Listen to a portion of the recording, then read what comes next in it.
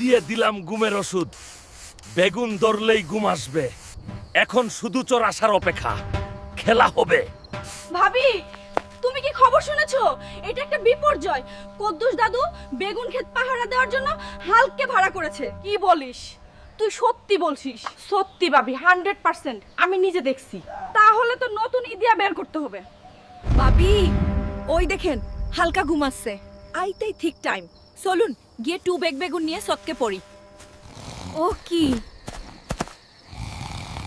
এই দেখি ডিজিটাল চোর। ভাবি, ভাবি। ভাবি ভাবছে আমি ঘুমিয়ে আছি, কিন্তু ভাবি তো জানেন আমি যাতে মাতাল তালে ঠিক। খেলা হবে সকালে। দেখছো গ্রামবাসী, আই দুই ভাবি মিলে আমার বেনুন ক্ষেতের 12টা বাজাইয়া দিছে, কিন্তু আজকে হালকা আমকে বাঁচিয়ে দিল। তা আমি ভাবছি আমার বেগুন চুরি করার অপরাধে আমার কোনো জরিমান লাগবে